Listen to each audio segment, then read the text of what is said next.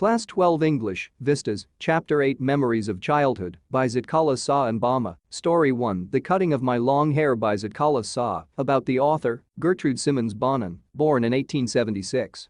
Was an extraordinarily talented and educated Native American woman who struggled and triumphed in a time when severe prejudice prevailed towards Native American culture and women. As a writer, she adopted the pen name Zitkala Sa and in 1900 began publishing articles criticizing the Carlisle Indian School. Her works criticized dogma, and her life as a Native American woman was dedicated against the evils of oppression. Introduction to the lesson, The Cutting of My Long Hair. The Cutting of My Long Hair is a story that showcases the discrimination faced by the Indians in the Western world. The story describes how an Indian girl was forced to wear Western dresses and cut her hair by her school authorities in order to make her look like an American student. Summary. The Cutting of My Long Hair. The story begins with Zitkala's first day in a boarding school, Carlisle Indian School. It is a school open for Native Indians, where they are trained to leave behind their own culture and become part of the American culture. Zitkala describes that she really felt bad when a shawl is taken off her shoulders by the school authorities before entering into the dining hall. She also wonders about how the other Indian girls agreed to wear tight clothes which were immodest according to her, as their whole body shape could easily be seen. Even their hair was cut short, which according to the author was not good.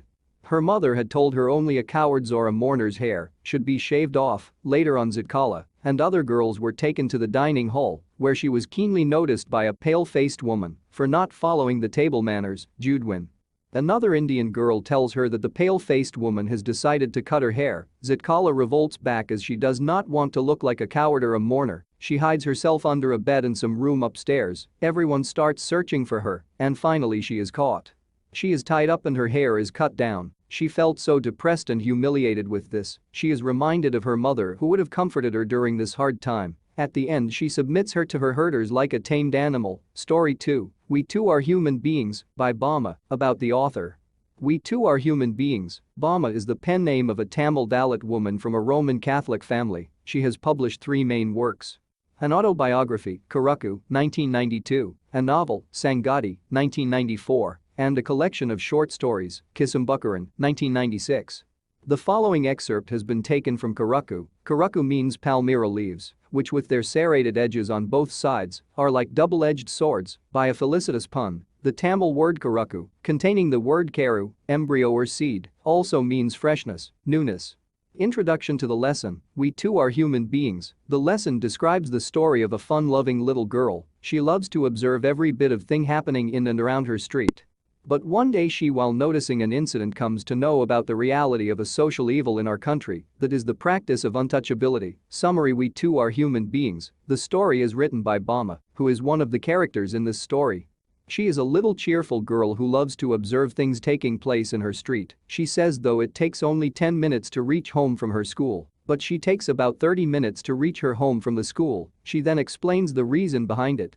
She says when she is on her way to home she sees a monkey performing and a snake charmer doing some act with his snake, which was very interesting for her. Then there was a cyclist also who was cycling from past 3 days.